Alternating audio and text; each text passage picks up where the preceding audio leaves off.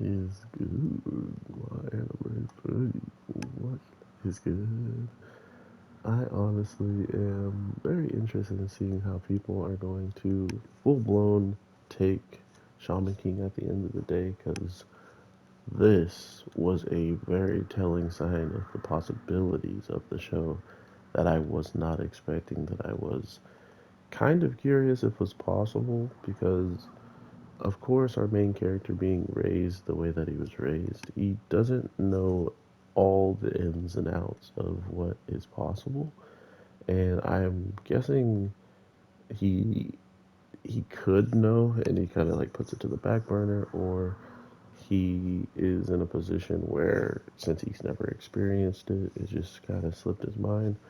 But to see that, bad spirits can take over people who can see them, but he wasn't wrong about bad people can see spirits, right? Because we learned that this wooden sword guy, one of his morals is he would never steal because it would hurt his mom, his normal mom, or something along those lines, right? Like that doesn't sound like the guy who is innately evil, right? Like sure he does things that we disapprove of, but also people just fighting in general is something you should disapprove of, depending on the cause, sure, and if you're defending somebody. But at the end of the day, all fighting kind of leads to property being destroyed and, so forth. So it's an interesting way of just balancing on other characters that seemingly could be bad, but now we understand there is morally good things in them. But this spirit taking over him and pretty much doing whatever it wanted to do was the cool part of this week's episode. Was just showcasing the power that they could do, and you know, even trying to fight it back. Uh, trying to fight it back seemingly wasn't even possible, which was my interesting point of it. Like he could not break himself loose of this bandit, and this same bandit wanted to steal the sword. That if he didn't steal it, people were about to get hurt because of it. So it just goes to show you how much danger some of these spirits actually are compared to some of the noble ones and some of the ones that are just not trying to hurt anybody. So I do like that quite a bit.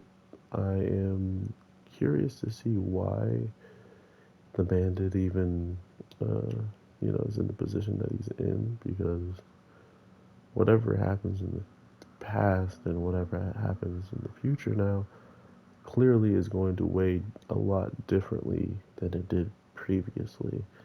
And that's mainly due to the body that he joins with towards the end of this week's episode being our main character. So I love these little small tidbits of our character changing multiple on multiple people because that's usually the way the main characters come up with their winning strategies of not really having a strategy, and then your friends show up handing you strategies to like really go off of. So Shaman King is definitely looking like a very, very fun anime to watch, and I cannot wait to see what else they're going to add in here because even the whole thought process of being possessed by someone that, is noble is still kind of crazy because they're still going to attain all the skills and all the abilities of that ghost. So I'm wondering if we're going to get more stories like that with people getting taken over and they can't really fight it back,